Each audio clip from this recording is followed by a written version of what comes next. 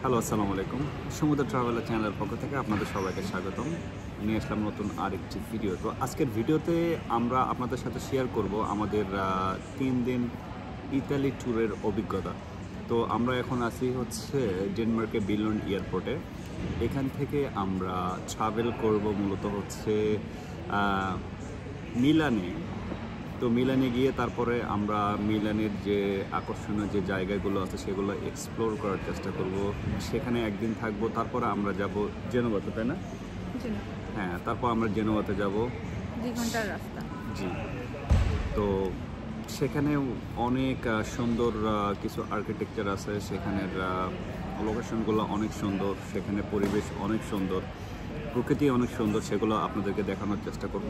তো এই জন্য আপনাদেরকে যে কাজটি করতে হবে, ভিডিওটা অবশ্যই ফুল কন্টিনিউ করবেন, তাহলে আপনারা যারা বাংলাদেশে আছেন তারা দেখতে পারবেন যে আসলে ইতালি কত সুন্দর। আর যারা সাধারণত ডেনমার্ক থেকে ইতালি যাওয়ার প্ল্যান করতেছেন, এই ভিডিওটা তাদের জন্য একটু ধারণা দেবে বলে আমি মনে করি, যে আমরা আসলে কোথায় গেলাম, কত টাকা খরচা করলাম, সব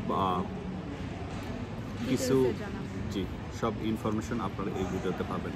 তো অবশ্যই ফুল ভিডিওটি দেখবেন। যদি ইউটিউব চ্যানেল থেকে দেখে থাকেন, ইউটিউব চ্যানেলটি সাবস্ক্রাইব করে রাখবেন। আর ফেসবুক পেজ থেকে যদি দেখে থাকেন, তাহলে অবশ্যই ফেসবুক পেজটা আপনারা ফলো দিয়ে রাখবেন, কারণ আমরা মূলত এডুকেশন রিলেটেড ভিডিও করে থাকি, ইনফরমেটিভ ভিডিও করে থাকি, এবং ট্রাভেল ব্লগ তো নিয়মিত দিতেইছি। ঠিক আছে? সো ভিডিওটা দেখতে থাকুন। ইতালির যদি কেউ স্টুডেন্ট ভিসা সম্পর্কে জানতে চান, কমেন্টে জানাবেন। আমরা ট্রাই করব ইতালি স্টুডেন্ট ভিসা সম্পর্কে জানাবো। তো আমরা এখন আসছি ডেনমার্কের বিলুন্ড এয়ারপোর্টে। বিলুন্ড এয়ারপোর্টটা দেখতে অনেক সুন্দর। তো আমরা একটু আগে আসলাম, আমাদের ফ্লাইটটা হচ্ছে ইতালি মিলান 6:35। আমরা এখন আসি হচ্ছে 5:10। আমাদের হাতে আরও 20 মিনিটের মতো সময় আছে ভিতরে ঢোকার। ওকে, তো ভাবলাম যে আপনাদেরকে জানাই যে এখন আমাদের কি কি করণীয়। সো প্রথমে আমাদেরকে যে কাজটি করতে হবে সেটা হচ্ছে ওই জায়গা থেকে আমাদের ব্যাগের ওজনটা চেক করতে হবে। তারপর আমাদেরকে এখানে এসে আমাদের পাসপোর্টটা স্ক্যান করতে হবে, কিংবা বলতে পারেন হচ্ছে টিকিটটা এখানে স্ক্যান করে, কিউআর কোড দিয়ে স্ক্যান করে আমাদের ভিতরে ঢুকতে হবে। ভিতরে ঢোকার পর যে কাজটা করতে হবে, আমাদের বডিটা চেক করতে হবে। আই মিন, বডিতে আমরা কোনো ইলিগ্যাল কোনো কিছু নিতেছি কি না, আমাদের ব্যাগে কোনো কিছু ইলিগ্যাল আছে কি না, ইলেকট্রনিক ডিভাইস সব কিছু আমাদের চেক করতে হবে ওইখান থেকে। ওকে, তো আমরা এখন যে কাজটা করব, আমরা প্রথমে হচ্ছে পয়েন্ট চেক করব, তারপর ভিতরে ঢুকে সব কিছু চেক করব। সো আপনারা দেখতেই থাকুন।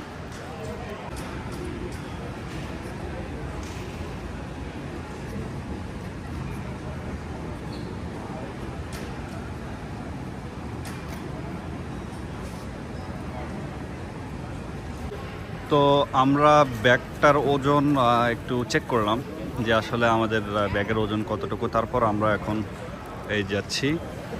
আমরা এখন এখানে আমাদের বোর্ডিং পাসটা স্ক্যান করে আমরা ভিতরে যাব হচ্ছে চেক ইনের জন্য। অনেক চেক আপ আছে সেইখানে। ওকে,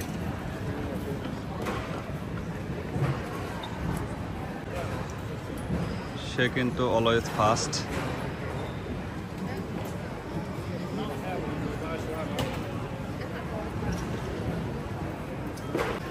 তো এটা হচ্ছে আমার টিকিট। এখন আমি যাচ্ছি।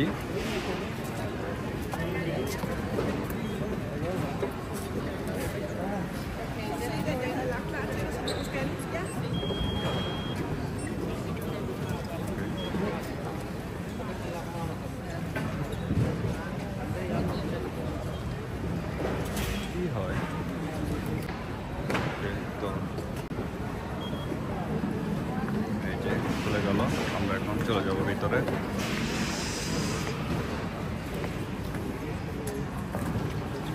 এখন আমাদেরকে এখানে একটা লম্বা লাইন ধরতে হবে।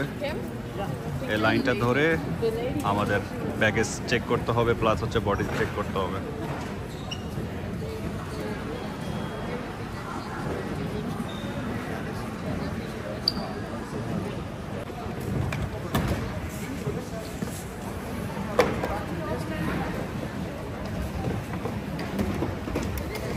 প্রায় 15 মিনিট ধরে খালি ঘুরতেই আছে, ঘুরতে ঘুরতে এখন যাও, ওখানে যা চেক করবো। ঘুরতে ঘুরতে লাইনের শেষ পর্যায়ে আমরা এখন আমি জানি না এখানে চেকিং করবো, এখানে চেকিং করবো নাকি ওখানে চেকিং করবো, কোনো এক জায়গায় চেকিং করবো আর কি। সে অলরেডি চেকিংয়ে চলে গেছে, আই হোপ কোনো সমস্যা হবে না।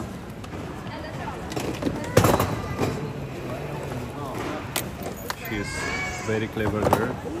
Yeah, I think everything is done. Good.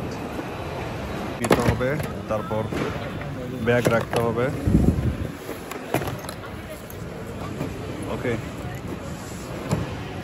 Bag রাখতে হবে, ডিভাইস রাখতে হবে, ওয়ালেট রাখতে হবে, সব রেখে আমরা ওই পাশে গিয়ে আমরা চেক ইন করবো, গিয়ে ভিতরে ঢুকে যাবো। একটা অবস্থা, বেল্ট সব কিছু খুলে চেক করা লাগলো, বাট আলহামদুলিল্লাহ অল ওকে। আমার বউরে ধরে ফেলছে, সে একটা কাজ করছিল, কমলা নিয়েছিল ব্যাগের ভিতরে, দেখেন এটাই তার জন্য কাল হয়ে দাঁড়াইছে। কি আর করার, আই হোপ কমলাটুকু বের করে নেবে। হুদায় একটা সময় নষ্ট করলো না মোমো, বলো তো।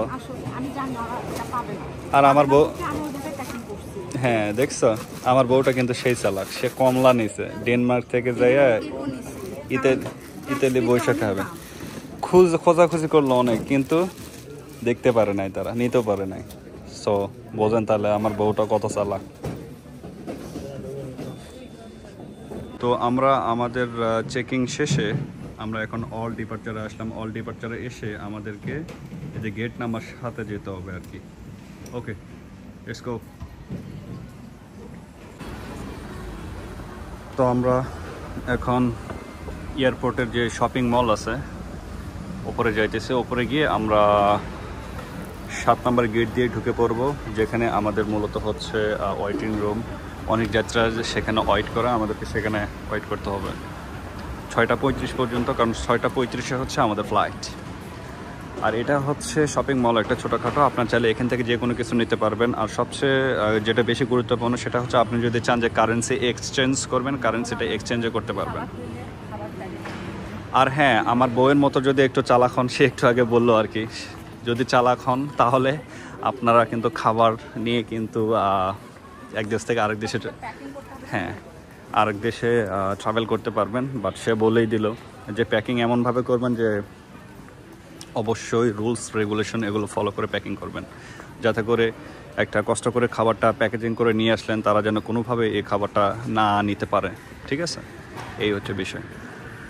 যেহেতু 7 নম্বর গেট দিয়ে ঢুকতে হবে, এটাই হচ্ছে 1 থেকে 10 নম্বর গেট এই পাশে। সো আমরা যেতে পারি। ওকে, সো এখানে অনেক সুন্দর সুন্দর চেয়ার আছে, টাকা পে করবেন, মজা নেবেন। ওকে, সকাল সকাল সকাল সকাল অনেক ভিড় আর কি।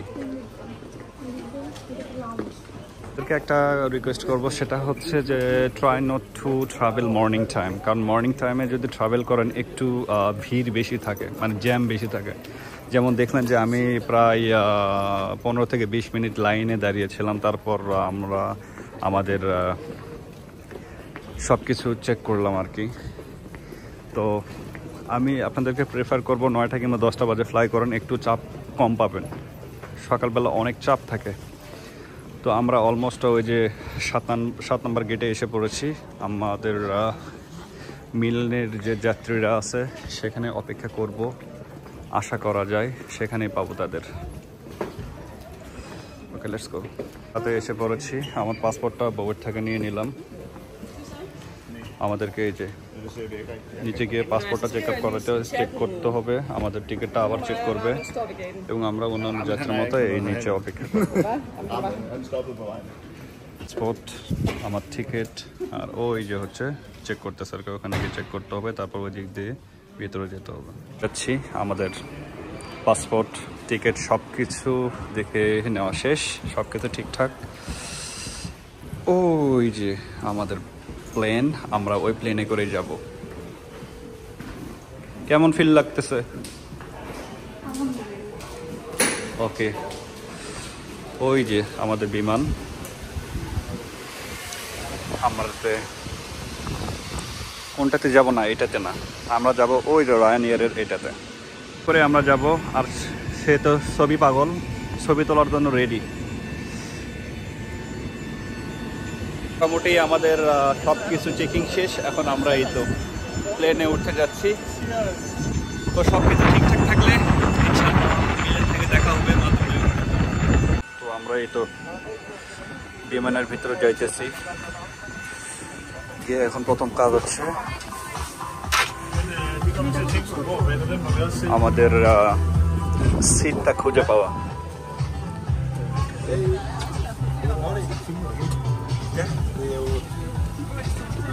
আলহামদুলিল্লাহ আমরা আমাদের সিট পেয়েছি। তো সিটে অ্যারেঞ্জ করা দুইজন একসাথে খুবই মুশকিল ডোমেস্টিক এয়ারলাইন্সে। বাট মাঝখানে যে বসেছিল তাকে একটু রিকোয়েস্ট আমার ওয়াইফ করলো, আমি একটু করলাম। তো উনি আমার সিটে বসেছে, আমি তার সিটে বসেছি, এভাবে আমরা দুজন একসাথে। তো দেখা হচ্ছে ইতালি থেকে ইনশাআল্লাহ 2 ঘন্টা পর। খুব ভোরে ট্রাভেল করা যেরকম ঝামেলার, বাট এরকম সূর্যোদয় দেখার পরে এই ক্লান্তিটা এবং এই ঝামেলাটার কিন্তু একদম নিমিষেই কিন্তু আপনার ম্লান হয়ে যায় যখন এরকম একটা সূর্যোদয় আপনি দেখতে পারবেন। আসলে সকালবেলা যদি ট্রাভেল না করেন এরকম সৌন্দর্য কিন্তু আপনারা দেখতে পারবেন না। এটা আমার লাইফের প্রথম এত ভোরে জার্নি ছিল, আর এত সুন্দর একটা সূর্যোদয় আমি দেখবো আসলে আমি কল্পনাও করি নাই। আলহামদুলিল্লাহ অনেক ভালো ছিল আজকের সকালটা প্লেন থেকে। আর এদিকে আমার বউ তো গভীর ঘুমে নিমগ্ন। আমি ভিডিওটা করে রেখেছিলাম, এই যে দেখেন কত সুন্দরভাবে মাশাআল্লাহ ঘুমাইতেছে সে।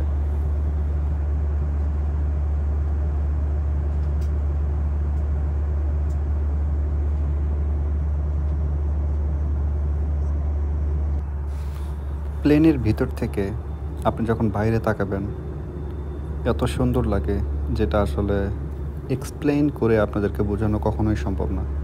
এই যে দেখেন বিমানের জানালা থেকে বাইরের সৌন্দর্যটা, আসলে আল্লাহ তাআলা যে এই পৃথিবীটাকে এত সুন্দর করে এত স্তরে স্তরে সাজিয়েছেন, যেটা আপনি কখনো কল্পনাও করতে পারবেন না। এজ এ মুসলিম হিসাবে আমরা যদি আমাদের জন্ম থেকে মৃত্যু পর্যন্ত আল্লাহ তাআলার শুকরিয়া করি, তারপরও আমরা তার প্রশংসা করে শেষ করতে পারবো না।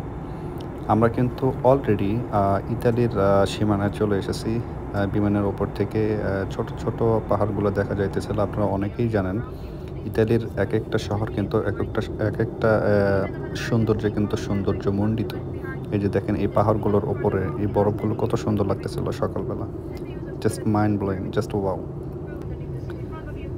আমরা আর একটু দূরে আসার পর দেখতে পারলাম যে প্লেন থেকে যে ইতালির ছোট্ট ছোট্ট ঘরগুলো দেখা যাইতেছিল। এই ঘরগুলো কিন্তু স্বাভাবিকভাবে অনেক বড় বা ছোট দেখাইতেছিল, কারণ আমরা মাটি থেকে অনেক ওপরের দিকে ছিলাম। এই যে দেখেন এই পাহাড়গুলো ছিল।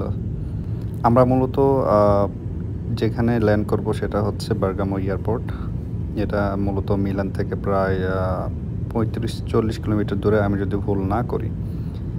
আর এই শহরটা কিন্তু পুরোটাই কিন্তু হচ্ছে পাহাড় বেষ্টিত। এই যে দেখেন এই পাহাড়গুলো, এই জন্য আমি একটু শর্ট ভিডিও করে আপনাদেরকে দেখাইলাম ছোট ছোট ক্লিপ আকারে, যেগুলো এত সুন্দর লাগতেছিল। আমরা কিছুক্ষণের ভিতরে এখন আমরা এয়ারপোর্টে ল্যান্ড করব। এই যে দেখেন আমরা এয়ারপোর্টে ল্যান্ড করার আগের মুহূর্তে এগুলা ঘরগুলা উপর থেকে যতটা ছোট লাগতেছিল, যত নিচের দিকে আসতেছিলাম তত কিন্তু বড় বড় লাগতেছিল, তত কিন্তু আরো সুন্দর লাগতেছিল। এই যে এইমাত্র আমরা হচ্ছে গাড়িগুলোও দেখতে পারতেছিলাম, একটু জুম করলাম, ভালো লাগতেছিল, অনেক সুন্দর লাগতেছিল। আর আমরা যেহেতু গিয়েছিলাম হচ্ছে সামার টাইমে, এই যে দেখেন আমরা কিছুক্ষণের ভিতরে ল্যান্ড করবো, হয়তো বা 2 থেকে 1 মিনিটের মধ্যে। 2 থেকে 1 মিনিটও না, হয়তো বা 30 থেকে 35 সেকেন্ডের ভিতরে। মনে হচ্ছে আমার দেশ বাংলাদেশে আছে। শখের ব্যাগ, কত টাকার ব্যাগ, কি জোরে জোরে আসার দিয়ে ফালাইয়া দিতেছে। আহা, কারো যদি ল্যাপটপ থাকে, কারো যদি কোনো প্রয়োজনীয় জিনিস থাকে, কাজের জিনিস, তো সব গিয়ে মনে হইতেছে বাংলাদেশে আইছি, এটা ইতালি না। প্লেন থেকে আমরা নামলাম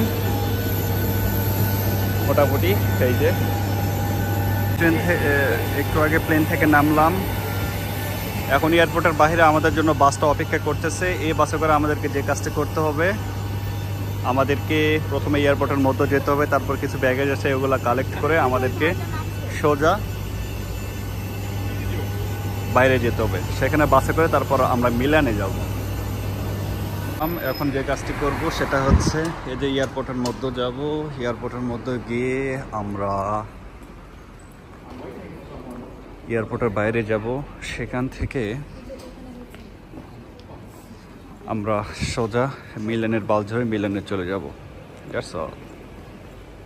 তো এখান থেকেই লাগেজগুলো কালেক্ট করতে হয়। লাগেজগুলো কালেক্ট করে এই যে এটা হচ্ছে আপনার এক্সিট, এই দিক দিয়ে বের হয়ে তারপর বাস নেন কিংবা ট্রেন নিয়ে আপনি আপনার গন্তব্যে যাবেন। তো আমরা যে কাজটি করব, অলরেডি আমরা আমাদের ব্যাগ নিয়ে নিয়েছি। এখন আমরা জাস্ট বাসের টিকিট কাটবো, বাসে করে আমরা সোজা ইনশাআল্লাহ আমরা মিলানে যাব এবং মিলানে গিয়ে আপনাদের সাথে দেখা হবে। এয়ারপোর্ট থেকে বাইরে আসলাম, এটাও এয়ারপোর্ট থেকে জাস্ট একটু বাইরে আসলাম। আসার পরে আমরা এখন যে কাজটি করব সেটা হচ্ছে আমরা চাইলে এখান থেকে যে বাস টিকিট কাটতে পারবো। তো আপনারা যারা সাধারণত এখানে আসবেন, অবশ্যই যেখানে যাইতে চান, আপনার ডেস্টিনেশন কোথায়, চাইলে যে এখান থেকে আপনার ফ্লাইটের সময়টা দেখতে পারেন। তারপর হচ্ছে যে ওই পাশ থেকে আপনি বাস টিকিট কাটতে পারেন। ওকে, তো আমরা যেহেতু মিলান যাব, সেহেতু আমরা এই যে মিলান কাউন্টার থেকে আমরা এখান থেকে বাসের টিকিট কাটবো। টিকিট কাটলাম, এখন আমাদেরকে বাসে যেতে হবে। বললো যে 4 নম্বর বাস।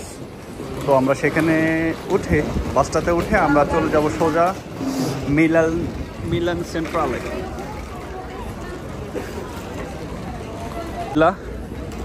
এটা আমাদের ইতালিতে প্রথম স্টেপ। অনেক ভালোই লাগতেছে, খারাপ না। আর ইতালির আবহাওয়াটা অনেক সুন্দর, সেম লাইক বাংলাদেশ। আর ডেনমার্কে তো অনেক ঠান্ডা রে ভাই।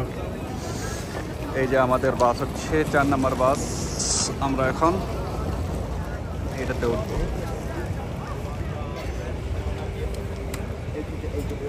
আমরা বাসে অলরেডি চলে গেছি, বাসে চড়ে আমরা এখন যাইতেছি মিলান সেন্ট্রালে। তো দেখা হচ্ছে মিলান সেন্ট্রাল থেকে।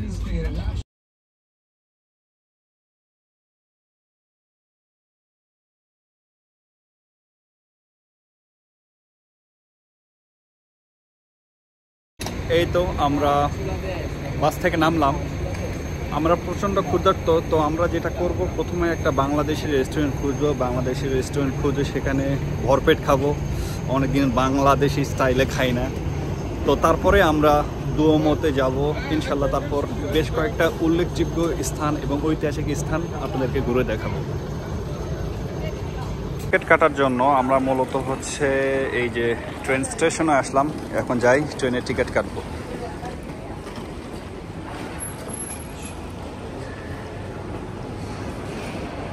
Wow, nice, super, Italy, lovely, beautiful, OMG.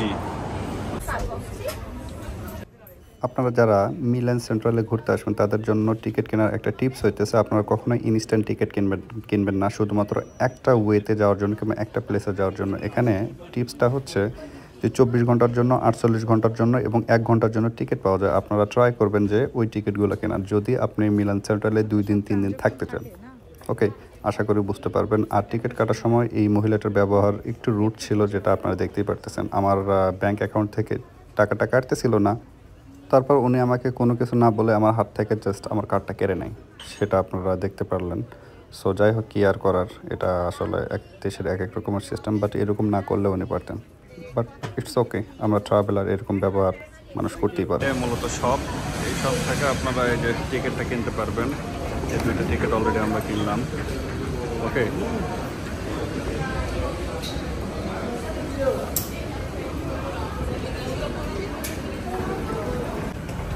Ticket নিয়ে নিয়েছি 24 আওয়ারের জন্য 7.60 ইউরো দিয়ে। এখন M3-তে যাইতেছি, ওটা দিয়ে আমরা মেট্রোতে উঠে আমরা বাংলাদেশ রেস্টুরেন্টে যাব এবং সেখানে গিয়ে আগে খাবো, দেন পর অন্যান্য জায়গায় ঘুরবো।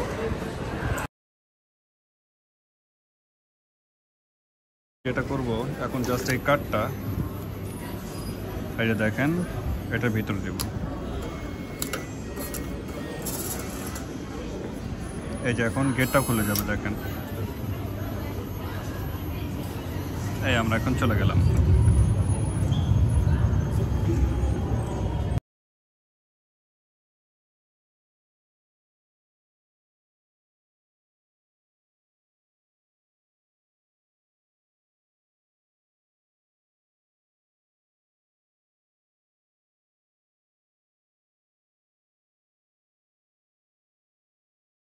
আমরা ট্রেন থেকে নামলাম, ট্রেন থেকে নেমে এখন 4 মিনিট হাঁটবো, 4 মিনিট হেঁটে আমরা বাংলাদেশি রেস্টুরেন্টে যাবো, খাবো।